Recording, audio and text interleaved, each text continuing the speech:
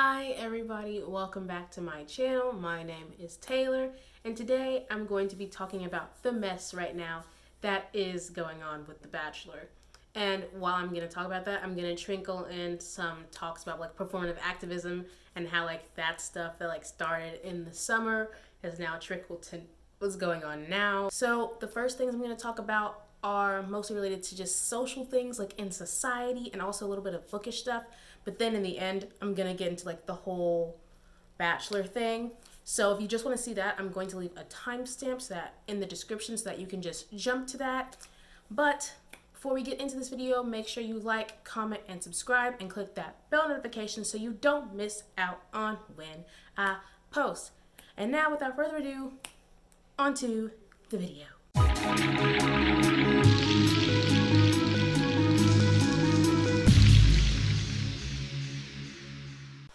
Okay, so first of all, we need to talk about what is performative activism. So I'm going to read you this definition from voxatl.org.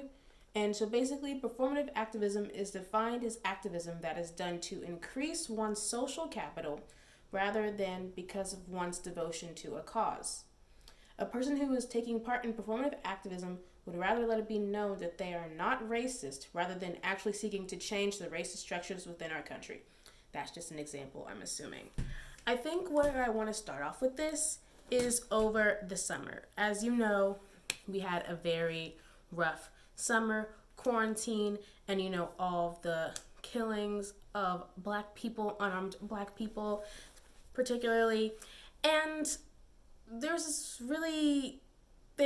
this strange occurrence that happened, and I think if you're Black and you're watching the BET Awards, you know what I mean. And I'm not going to talk about the performances because I don't want to talk about, obviously we're Black, we were going through the same thing, so if they want to talk about it, how they want to talk about it and address that in the performance, that's on them. Although I do think it was a little bit depressing. I definitely do think they needed a little bit more happy moments, okay? But I want to talk about the commercials. And there were so many commercials by, big brands like car brands, automotive brands, and insurance brands and whatnot. And they were like, we stand against racism. We realize these actions are bad. And we are calling out the society. And we see you as Black people. And to me, because I've seen this so many times, especially with the NFL, hashtag it takes all of us, right? But when it was Colin Kaepernick trying to take a knee in a peaceful protest way, it was, don't do that. You're disrespecting the flag. And so my biggest thing is, and I talked about this a little bit in my statement because I wrote the theme statement for Black History Month through MESA, Office of Multi-Ethnic Student Affairs at the university. And so my biggest thing is, why is my life, and Black Lives Matter movement, so my life, why has my life now become a marketing scheme, for lack of a better word, right? A marketing scheme, right? It's as if you're saying, I have to show Black people in this Fiat commercial so that I don't alienate the white liberals in California because they're already trying not to buy cars. They're trying to, be green. And that's what it gave. That's really what it gave. And so I think, how are we, or, we as Black people, how are we discerning from when companies actually care or when they're just doing it for political, or when they're just doing it because they think that they have to? And for me, you know what? My thing is, if you're gonna stand in it in all shades. So if you're gonna be racist in the back, be racist in the front. I'd much rather know you're racist now. I'm okay no, I'm not okay. I mean, if you're gonna be racist, let me know so that I can avoid you, okay? Because I'm telling you that there are some racist people that will support you. So you're good in that sense. So just let me know. And I cannot do that. And so it's just a really weird thing to me, right? Because after no one cares. And then all of a sudden it's we realize that racism is wrong and that it takes all of us. And we have to be better as a society to dismantle systemic oppression. But it's giving that read of I don't know what that means. I'm just saying what they did. They posted a black square. I did that too. I mean, I have no idea why we're posting black squares. Why are we doing that? My thing is, it literally is I have to do this or my company has to do this so that my company or I don't get called out for being racist, or so that I don't get called out for being problematic. It's a way to cover your bases, right? Like when the university makes you take like a sexual conduct training so that in the events that some sexual harassment allegations come out, the university can say, well, we trained them, so it's not our fault, so you can't sue us. You know what I'm saying? It's a way to cover your bases. And my life isn't a way for you to cover your bases, okay? Do that with someone else. So now I kind of want to transition into like books. And so I think a book that really talks about performative activism, I would say, is Such a Fun Age by Kylie Reed, right? And if you know what happened, basically there was this book challenge, the reading rush, where basically you read for a week and you do all these sort of things, hosted by Ariel Bissett and someone else who I don't remember, but I feel like her name is Raylene, possibly. I was correct. Her name is Raylene. And so they picked this book, but they didn't actually read the book. And the crazy thing is, it was like, this is so, like, that's the irony, right? Because if you read the book, there's this white lady whose nanny, who's black nanny, who's definitely not black nanny, whose black babysitter was, you know, harassed at the grocery store. And basically, even though the black employee, the black babysitter, did not want to talk about it on the news, the white lady thought, I'm going to put it on the news anyway, okay? Because I want to work with Hillary Clinton on Hillary Clinton's campaign. And Hillary needs to see that I care about dismantling racism, right? And it's just like, okay. And so they didn't even read it. They brushed it off. Not only to mention the fact that they announced the whole reading rush thing on Juneteenth, and I was like, sis, could have waited to June 20th. And so you'd think like the book community would not have these issues, but I guess like because the book community is a part of society and society's whole thing is to perpetuate systemic racism, that you're still gonna get some of that foolishness in the book community. And so there are just things like the incidents with Disrupt Text and how we found out through like wage disparity through Publishing Paid Me, and also that article that was released that said 97% of published works of literature by white people, and people were like, oh, I am flabbergasted, I did not know this. And we're like, but we did. And just like the last thing, like how Angie Thomas was talking about when publishing her book, people were like, well, we have Jason Reynolds, so like, why do we need you? Why do we need Angie Thomas? Even though every time they want to talk about diversifying your reading list or being woke or doing anything and making sure you have black people that you're reading about black people, they always want to quote the Hey You Give by Angie Thomas, okay? As if Roseanne A. Brown doesn't exist, okay? As if Tomi Adeyemi doesn't exist. As if Kwame Mbalia doesn't exist. As if Talia Hibbert doesn't exist. As in Rebecca Weatherspoon doesn't exist. As if I could go on about all these black people that exist. And so there's just so much instances like this. I can't even go into it. I'm not even going into it. I'm not even gonna have like the time, space to do that. But what I will do is I will link Jess Owens, her channel. You can watch all of the book community and have like a discourse on it, because the things that are going on, it's just, really, this was really just a segue into me talking about the whole Bachelor thing. So, in case you didn't know, in case you're unaware, we have the first ever Black Bachelor this season. I decided not to watch this season because something in my black spirit told me it was not going to go well. So, good on me for knowing that. For the people that have been watching, they have uncovered that one of the contestants, who is allegedly a finalist / allegedly the winner of the show, has done some racist stuff. And it's been 6 weeks and we hadn't had a statement. And so what does Chris Harrison do?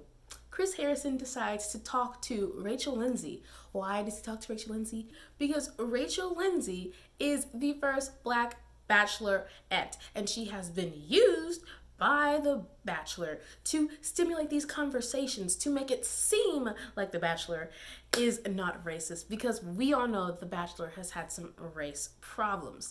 And I actually have the video pulled up. I'm gonna listen to it. I don't think I'm gonna play any of the audio because I'm not trying to get any copyright strikes.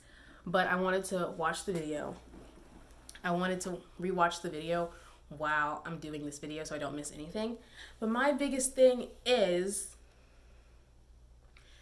and I think the thing we're missing, right, of this whole performative activism, which I'm going to type in a nice bow, is the fact that you have to realize who is the Bachelor for? Who is Bachelor Nation for, right? It's majority for white people, correct.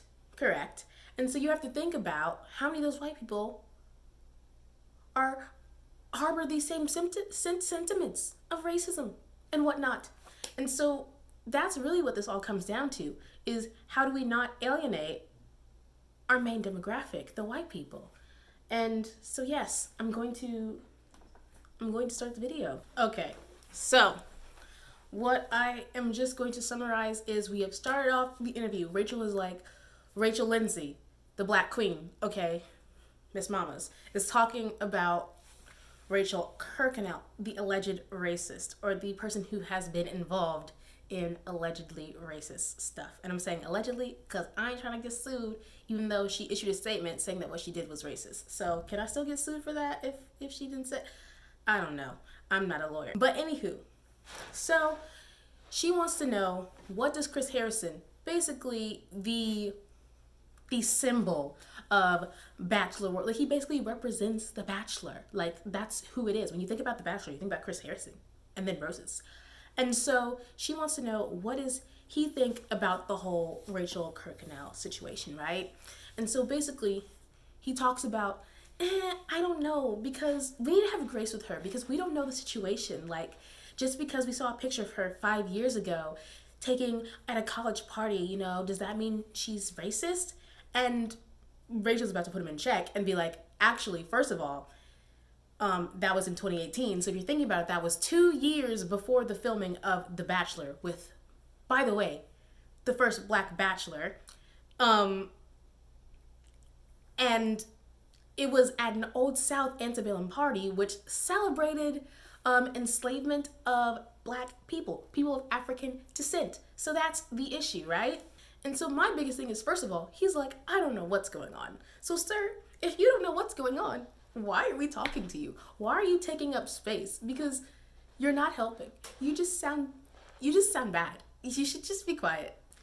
I want to say this because, like, I feel like no one understands, like, right? Like, people have this association that, like, racist and racism means, like, you're in the KKK, right? And never is it really always that, right?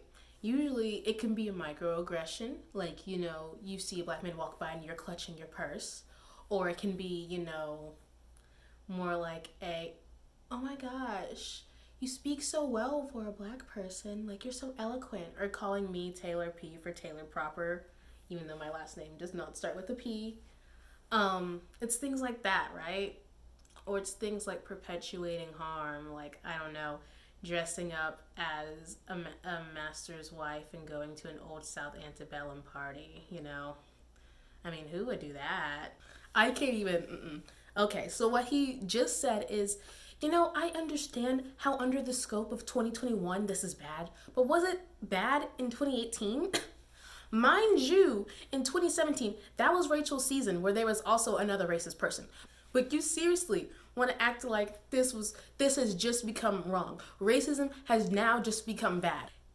It's not okay now in 2021. It's not okay in 2018. It wouldn't have been okay 5 years ago if what you're saying was right in 2016. It wasn't okay in the 1960s with the whole civil rights movement. It wasn't okay in the 1920s when people were protesting through the Harlem Renaissance. It wasn't okay in 1864 and 1865. And it even wasn't okay in 1619. So what do you mean now under this scope, like things are bad? What really this is saying to me is now we have to figure out how to maneuver through this society where people care if you're racist. And that's weird to us because we've never had to do that. We've never had to think about that. That is just wild to me. And a lot of people are going to say this, you know, people didn't know that it was bad, that enslavement of people was bad.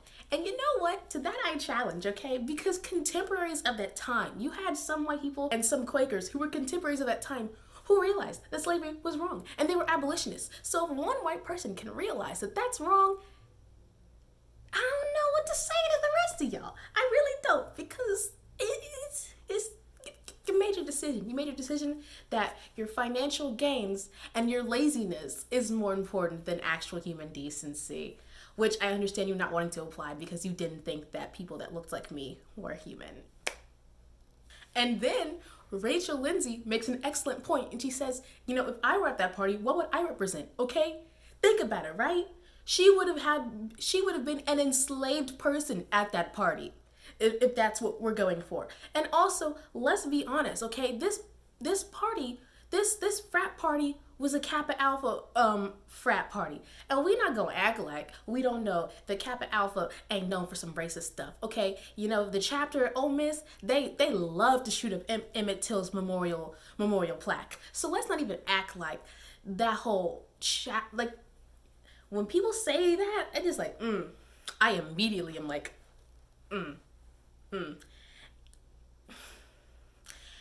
the fact is, I don't know if it was the organization or if it was the school, but the school definitely said in 2016, you cannot have these parties anymore, okay? You cannot have these parties. And so if they're saying that in 2016, and this is occurring in 2018,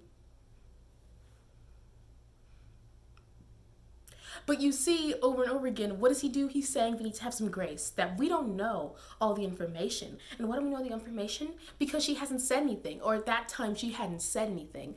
But you know what? A picture's worth 1,000 words, okay? There's videotaped evidence. Well, there's not videotaped evidence. There's picture evidence of you there, It's not like y'all just go and Photoshop her, I'm like, You're 100% right in 2021. That was not the case in 2018. Again, I'm not... Once again, that was not the case in 2018. I have no idea what this white man is talking about, because I could tell you that in 2018 people were like, racism is bad, or at least the people that I was associating with said racism was bad. Maybe that's a him problem. Maybe that's who's in his inner circle. Okay. And then he's like, and you know what? 15 million people, probably participated in this. And, I'm not saying that it's right. I'm just saying a lot of people did it. To quote, every black woman ever, if your friends jumped off the bridge, would you jump off the bridge? No. Just because everybody else is doing it don't mean you should be doing it, okay? It doesn't make sense. Let me continue. We are not looking under the same lens. And that is, again, the grace and compassion. We are not looking under the same lens. Grace and compassion. I've thought, historically, this mansion stood for this. Guys, it's not really that woke that we're here. We need to have the understanding. And this is, now he's talking about how she should be like, guys, we need to understand the historical contents, how it's not woke of us to be here. And this is one of his first uses of the word woke. And you can see through his intonation that he doesn't really like the term woke. And for me, sir, I'm confused. Because what do you really mean as woke is really just an accurate accounting of history. That's not really being woke. That's being knowledgeable. That's being educated. That's understanding the issues that have permeated through our society and still have, because no one's addressed them, because we're gonna get into that later. But it's like, he was like, oh, she was probably just 18 and had fun with her friends. I can call some white people on my phone right now who would tell me that they would not step foot in that party. Who can tell me good and happy well that they not racist. They can tell me good and happy well that they haven't taken a picture in front of a Confederate flag. Now, they could be lying, but the people I associate with, the white people I associate with, I don't think they're racist. And here's another thing, right? Every time he talks himself into a corner, he's like, I don't know if this is okay. Then he's like, redirects it to Rachel Lindsey, and is like, you tell me, Rachel, you tell me, black woman, if what I'm saying is okay, because I truly don't know. I truly don't know if I should be condemning racist actions. I'm still trying to work through it.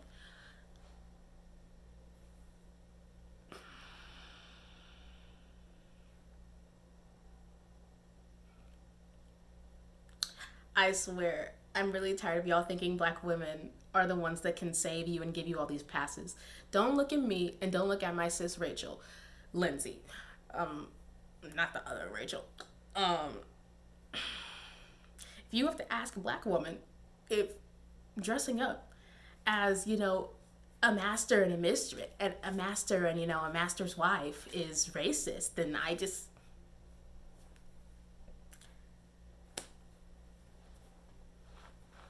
know what to tell you. And so then he's like, okay, now I'm saying, were we all looking through this lens at 2018? And to this, I have to say, my people were.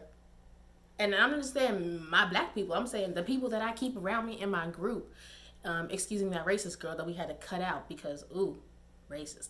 But anywho, what he basically says is, were we looking through this same lens? Was everyone in society looking through the same lens? And I think right here in this interview, in this 13-minute interview, he is showing his privilege because he has never had to take this into consideration. And now he's just flabbergasted. He's trying to figure out what's going on. Why is all this controversy? And do you know why there's all this controversy? Because sis, who is on the show, who is dating a black man, has been accused of being in some racist positions. So that's what's trying to go on here. Also, I'm tired of him talking over my sis Rachel Lindsey. Okay, and now before we continue, he basically is saying that some people are classifying Republicans as racist just because they're Republicans. And first of all, you can tell by the way he's talking where he stands on that. But that's not what Taylor Kennedy Scott, am saying. I'm not saying that all Republicans are racist. And then he says, just because you vote for this person doesn't mean you fall into this category. And now for that, I do have a disagree, right? When you vote for somebody who told white supremacists to stand by, who talks about grabbing women inappropriately without their consent, who calls Latinx men rapists and murderers, I have some questions. Who makes fun of people with disabilities? What it's showing to me is that for you, for your comfort, racism isn't a deal breaker. Homophobia isn't a deal breaker. Transphobia isn't a deal breaker. Misogyny isn't a deal breaker. Xenophobia isn't a deal breaker. All these things are not deal breakers because you have so much privilege that you can acknowledge that. And you know what? If that's fun, if that's you, that's you.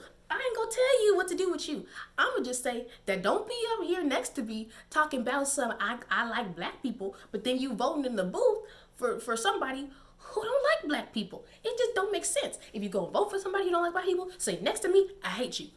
That's all I want. So I just need to know.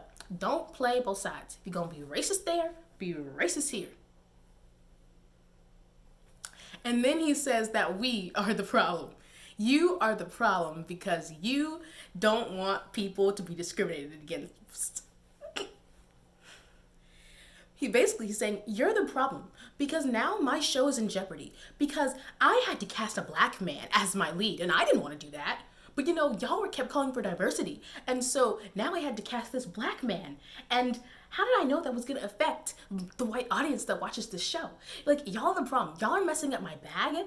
And then he also said in his apology, y'all are messing up the bag of so many people. Like, there are thousands, if not millions of people employed by the show. I hope it continues for 15 years. Or something. I don't think that was his apology. I think that was another statement or something. But it's like, it's not hitting. It's just, he said we need to stop labeling people because it's just as bad as that person did. I'm sorry, but I don't think labeling David Duke as a racist is as bad as him being a freaking racist and a KKK leader and whatnot. I don't know the terms, magistrate or some grand wizard, grand dukes. They got some elaborate weird name for him. I don't know, but And so then he wants to say, I think about what happened with Hannah Brown, who I used to love. I thought she was a great bachelorette until, sis, for some reason, felt comfortable and said the N-word on live. And, okay. And so the thing is, once again, it just shows you privilege. Because, this was after, so many people had said the N-word. This was after, like somebody important had said the N-word. Like somebody like with an actual like platform. Like somebody who like actually had followers said the N-word. This was after Gina Rodriguez said the N-word. This was after some other people said the N-word. And it's like, sis, you still think that you're so privileged that you say it and no one's gonna matter. See, this is how you know they're stupid and privileged, right? Because if you're gonna do something racist, why are you putting it on social media for everyone to see? Like, you know what I'm saying? Like, you know, when they were, like, people were storming the Capitol on the 6th and they were, like, you know, tagging pictures with it and saying, we here in the Capitol and whatnot. It was like, y'all are so entitled and stupid. Like, if y'all gonna do something, I mean, be secretive about it. Good golly. I mean, wow. And so now he wants to talk about, oh, people in San Francisco, you know, they're erasing the history of Washington, who, mind you, was a slave owner, was an enslaver. And they're saying, and he's saying, is that right? Is that wrong? Why would I have a statue glamorizing an enslaver who removed his enslaved people's teeth for his own use? Like, why would I do that? And, ooh, it's so bad. And I think right here, this concept of erasure starts to come out a little bit, you know? And for me, he wants to talk about erasing, like, this culture, you know? But what about the erasure of Black people in this country? Indigenous people, Latinx people, Asian people, like, how many, like, comment below. Did you hear in high school about the Japanese internment camps in this country? Because a lot of people didn't know about that, okay? It probably took you watching that season in Teen Wolf for you to realize that. I want some of y'all to know. And because I know. I took Louisiana State history. And in my textbook, they said, Black people were treated fairly by the people that enslaved them. And they were happy to be enslaved.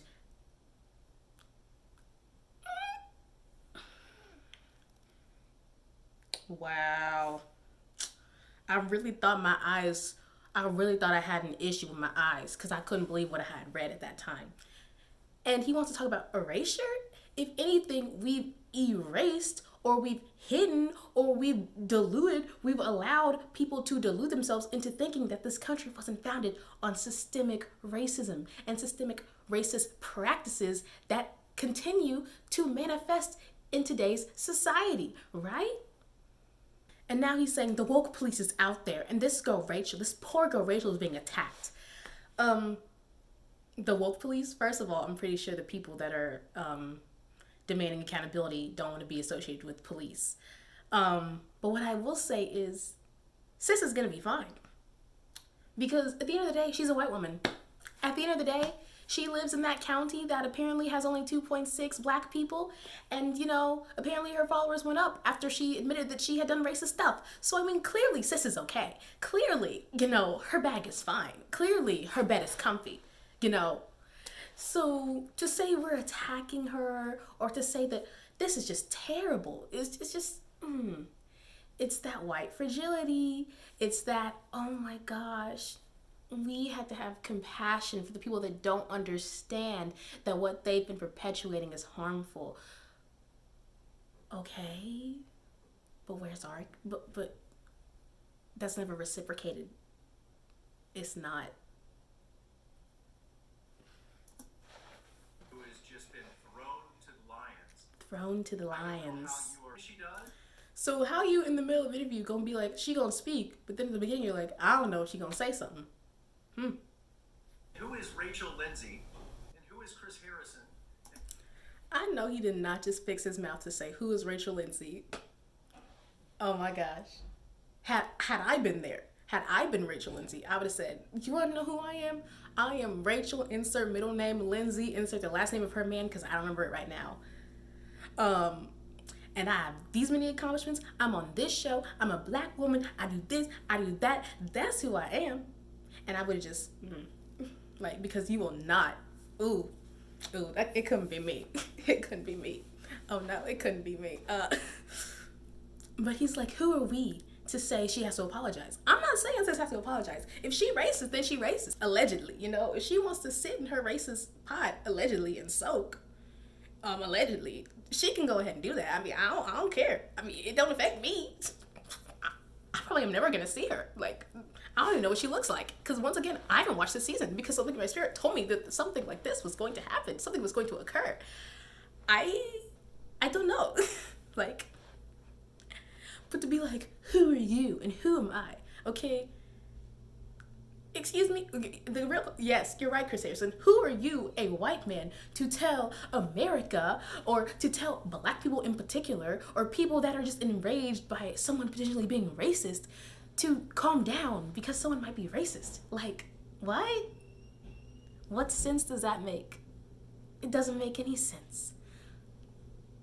Unless you're looking at this through the economic lens, which she probably is, that this show has to get ratings. And if this show doesn't uphold what white people expect, then what can we do? We have to get ratings. We have to have advertisers, buy into this. We need ratings.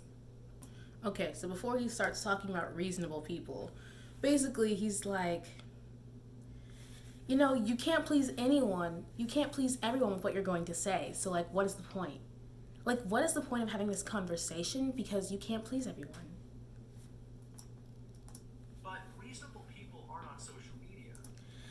And we can have this conversation with reasonable people, but reasonable people, they're just not on social media.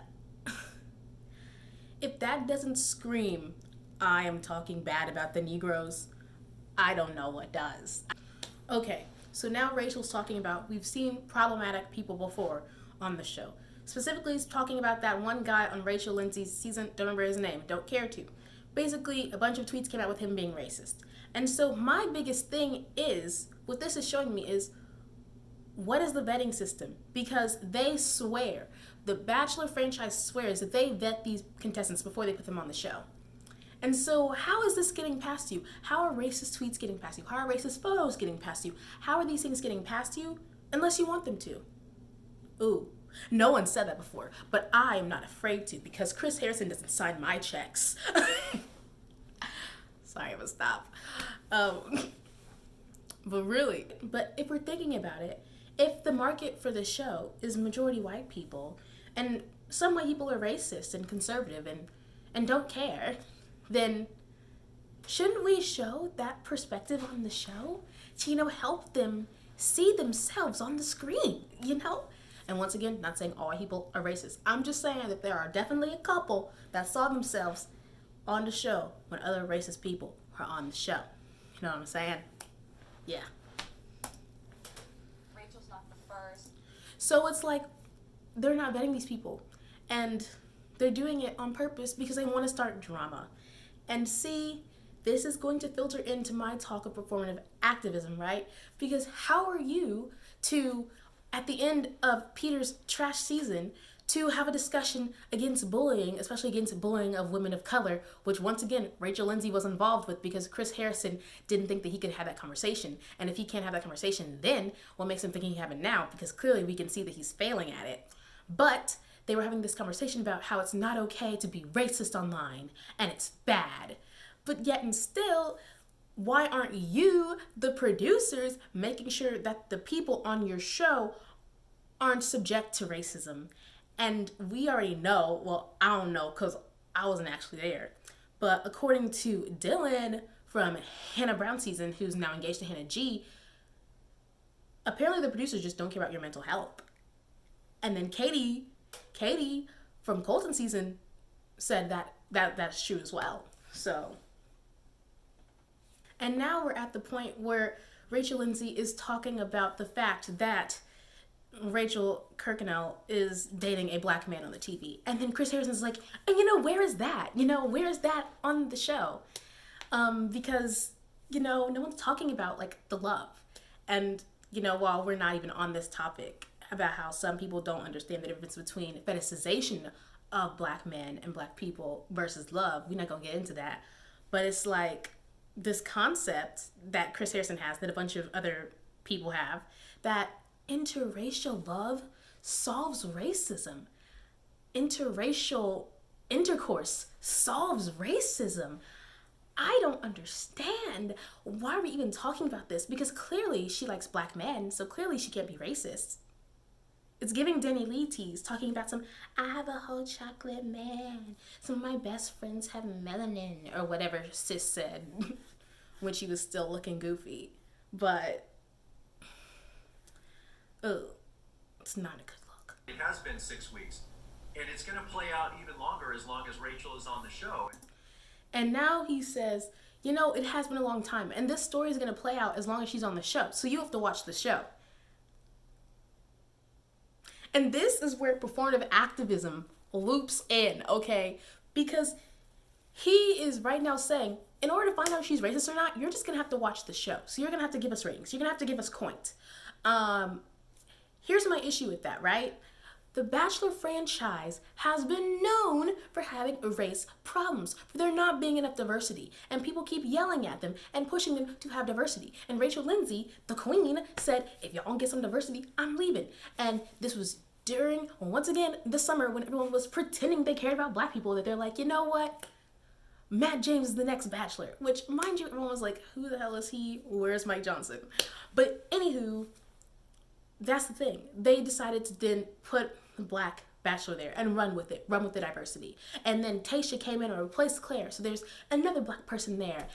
But it's like, do you not see how they are tokenizing these certain black people and using these black people to get them views so that they can say, we're not racist. We're trying to fix ourselves so that we don't have this problem anymore.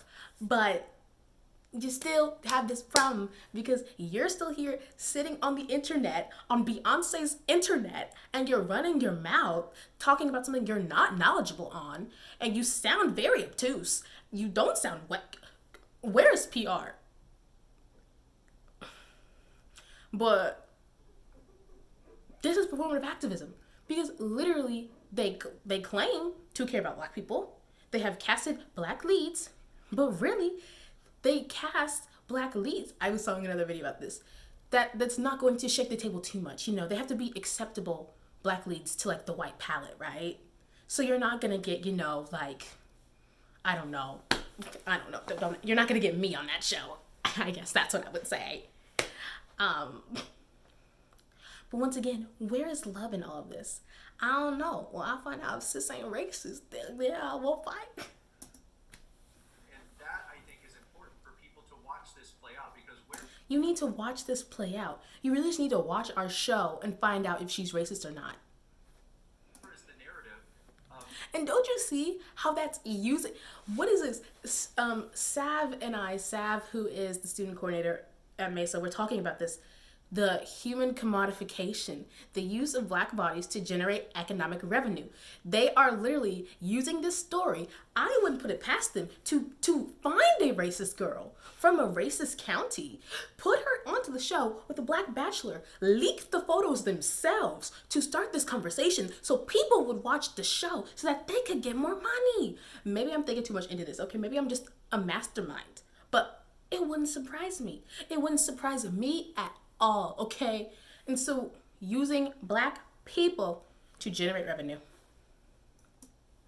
Her falling in love with Matt, and where is that in this? Where is her falling in love with the black man come into all of this, you know?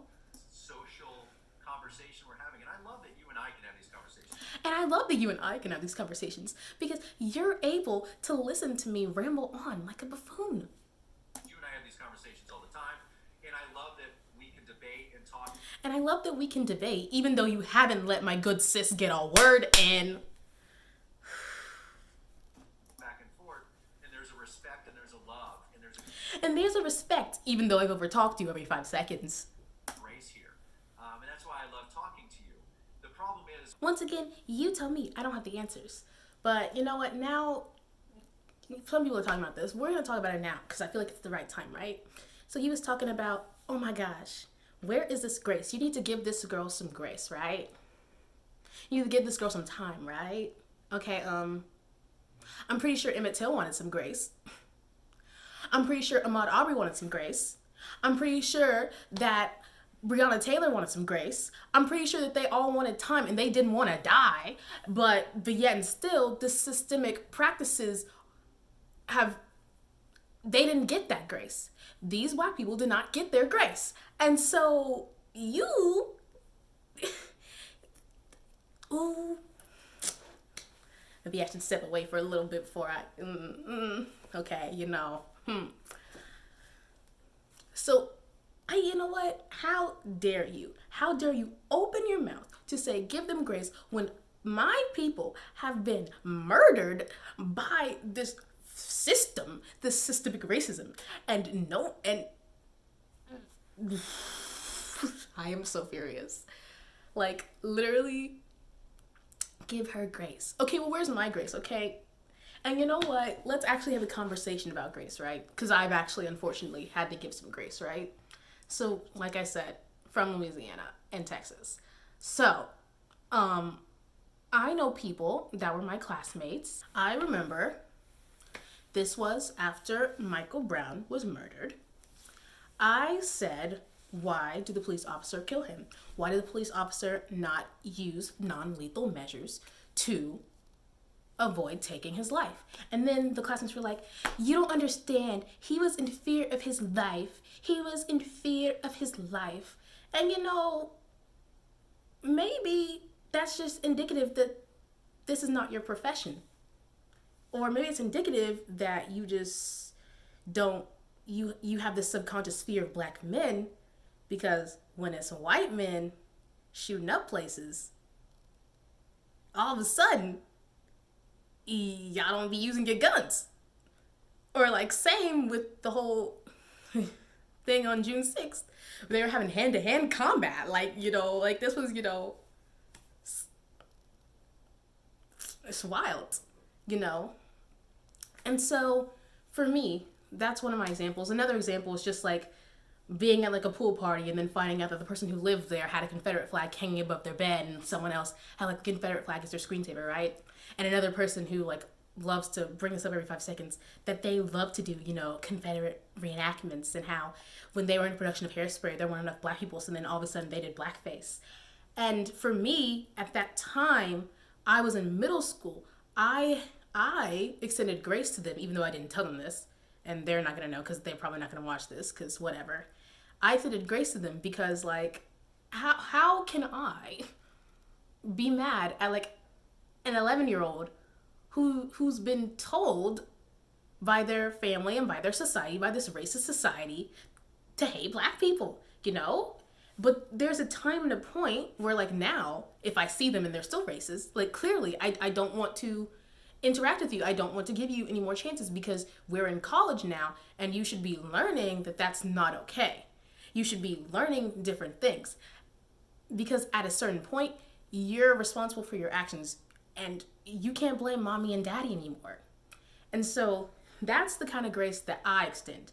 This woman is grown, okay? Well, maybe she's not grown, but she's older than I am, so I'm gonna count that as grown. And people are calling her racist, And I can imagine, like, if I were white and someone were calling me racist and I felt that I wasn't racist, I'd be like, I'm not racist. I mean, I understand how that can sound, But I feel like I would say something, And yes. I want to hear from Matt. I would want to hear from Matt. I almost honestly would direct my questions to him. I would say, Did I address everything talking about grace? Yeah. But really, like, how dare you ask for her grace? Because where's the grace for my people? Where's the grace for the indigenous people? Where's their grace? Okay.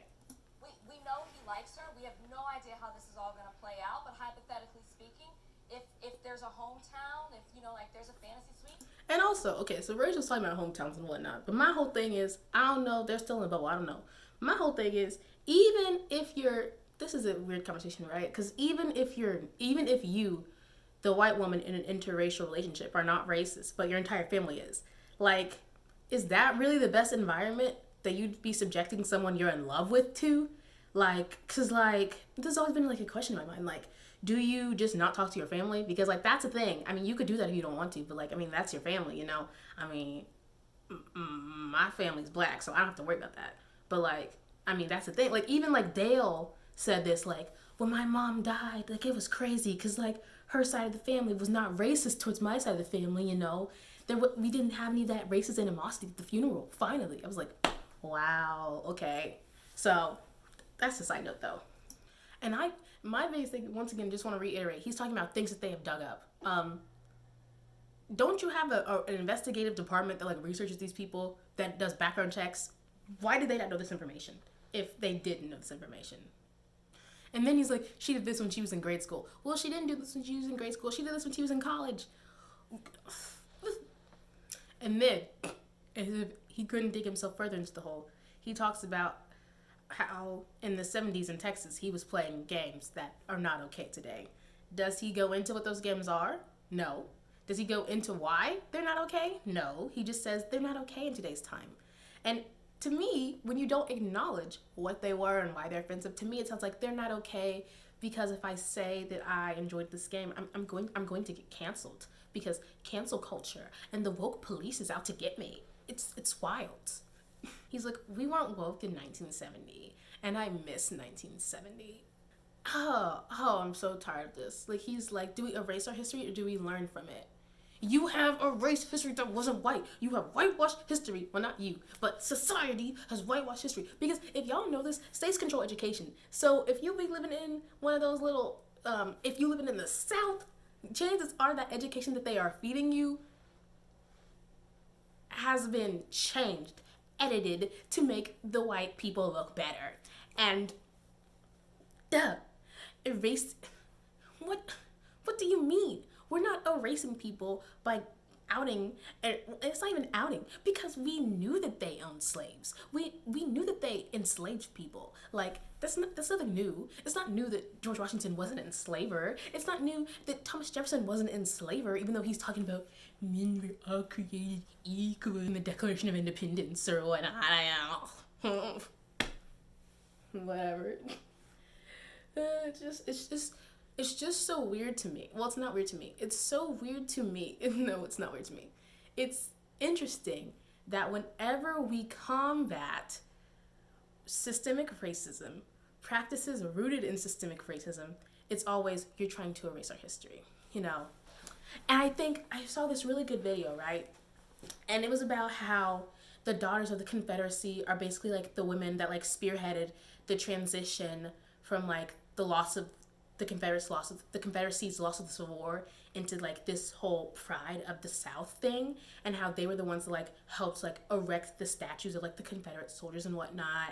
It was a really good video. I really hope I can find it. I don't know if I can find it. If I can find it, I'm gonna link it. But I was like, ooh, this is a great video. But basically, it was basically a way to remember. I think, what is it called? It's called, there's actually a specific term for it. It's like a way you remember things to like make it bad. So it became brother versus brother, the Civil War. Like, I know, as opposed to we were afraid that we weren't going to be able to keep enslaving people and doing things to them that were inhumane and bad. But yet, and so that's the thing, right? Because he's talking about erasing history.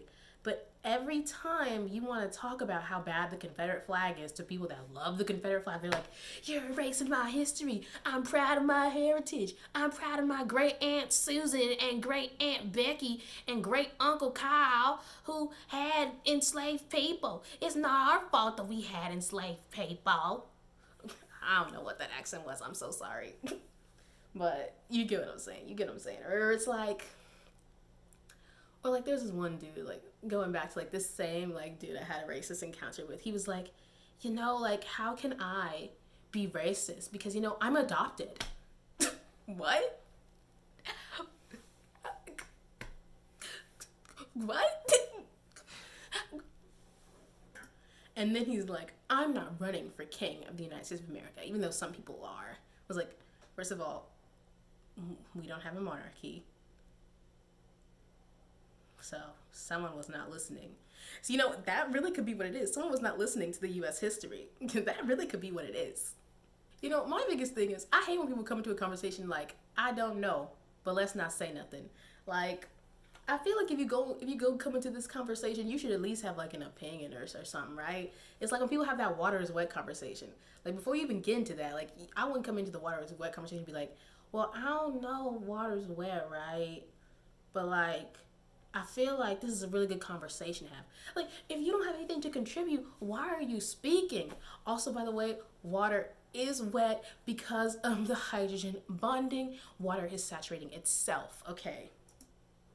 But people will watch this, and depending on how it's edited and how it's cut, And depending on how this edited and how it's cut, I could be perceived completely terrible. No, you look like a fool yourself. I ain't gotta do nothing. Like you could tell Rachel was like, I'm gonna just sit here and let him expose himself. I ain't gotta do nothing. Cause you for people like this, I just let you talk. Cause you gonna dig yourself further in the hole. I ain't gotta do nothing to make you look bad. You make yourself look bad. And then he says, I'm sorry, I'm pausing so much, but he's like, luckily I've been around enough, and I've been around enough and long enough to understand. I was like, yeah, you have been around enough and long enough to know better, to know that this is not it, to know that this is not good. And then he wants to say, and it's not like any group has the high ground now or has it all figured out, but it sounds so condescending, right? Like, I think that there's like a clear distinction. And I think, who was it? It was Taylor who said this on she ended up doing a Insta live with Michaela from the Black Lorettes, and she was like, it's very obvious for something that perpetuates harm, something that does not perpetuate harm. Okay, so now this is like the thing that like, so basically once again, Rachel's asking him, Rachel Lindsey, once again, the queen. She's asking him, once again, like, is the Bachelor world going to talk about this? Is this going to be discussed on the show? And he's like, first of all, it's on Rachel Kirkconnell and whatnot. But he's like, but we do talk about it on the Women Tell All. Now, Rachel Kirkconnell wasn't there. And in my head, I'm like, oh, now it's clicking for me, right? So basically, Women Tell All is when all of the women who have left the show come and they tell all, But the finalists aren't on this show. And people that generally just didn't want to be on there, like their schedules didn't mix. So when he says that, it makes you think, is she a finalist? Or even that, like, did she win the show? And to me, that's gotta be it, right? Because there's no way that you would get on Beyonce's internet, talk straight out the side of your neck, and like nut up for a girl if she's runner up, if she's in third place, if she leaves before hometowns. Like, you're not doing that. So clearly, sis had to win or something. Like, clearly, that's what this is. Ooh, right? And then just to answer this, it's not our job to talk about it. You put her on your show. You gave her a platform. You let her frolic around on your platform. Unless you know that your viewers align with the person that you were gonna kick off, or the person that or that person. You know what I'm saying? Like, if you realize your market, right? He's literally seeing this from the lens of his market. Like, I don't think y'all understand. Like, he's seeing this from the lens of his market. And this is why it's such like performative activism, right? Because they were talking about, we're making all these changes. We hear you. We do all these things. And yet and still it's boom, boom, boom, boom. This happens over and over again. And I think when he was like, we start real conversations. It's like the first time you had a Black Lives Matter conversation was this season with Tayshia and Ivan. Like, don't tell me like you've been doing this for ages. Like, you don't. Most of the conversations are boring and bland, and then for some reason they'll tell a sob story, and the sob story may not even be a good sob story, and then it's like, I give you the rose. I think they're having good conversations, like particularly with Kaylin from Colton season. That was a really good conversation. But that's not really like a Bachelor thing. That's more of a what Kaylin felt comfortable sharing, and I was really happy that she felt comfortable sharing that and sharing that with the world, and understanding that that can be used to help someone else who's watching the show process that as well. But I don't think I'm patting The Bachelor on the back like, wow, go for you. Good job, guys. You know? Rachel will have her time to speak because she and Matt James are engaged. It's basically what he said. And hopefully I will be there to have that debate with her, and I will push her. You know me well enough. I will push her. How you gonna push her if you defended her? That's like, ooh, I don't have time to give you another analogy, but clearly you can see that's not gonna work. I hate how like nonchalantly he throws that off, like, and then she'll do her round of press. Like, it'll happen. But he's like, I don't think the show needs to speak for Rachel, but like, sir, you are the show, so why are you speaking? Like, do you not, like, the irony?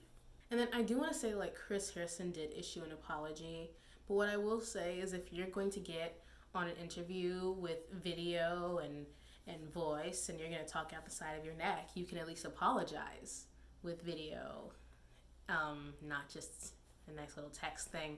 It's not cute. Yeah. So yeah, this is, oh my gosh, this is tokenism. This is human commodification. This is simply just using black people to start drama because, you know, if you mix a racist with a black person, there's going to be drama. And how does that affect your show? That gives your show ratings. You see, I'm talking about it now, aren't I? You know, I try to disconnect myself from this season. Why? Because I, for some reason, had the good sense, okay? I had the spirit of discernment for me to know this is not the season for you to be watching, right? Right? It's a mess. It's a whole mess. Now, what I will say is Rachel Kirkconnell did release an apology. You can look at that on her channel if you feel the need to. I'm not going to link it below. But basically, I mean, it was, you know, an apology. You know, I really hate words. I don't care what you write because actions speak louder than words. So come on, boy, get to it. Because actions speak louder than words. Yeah. Ooh, my Matlin Degrassi. If you haven't watched that video, go ahead and watch that video. Ooh, self-plug. I have to because it's my month. I'm going to do what I want. Yeah, so that's really all I have to say about, like, this whole, like, Bachelor thing. Like, it's really wild. It's really super wild.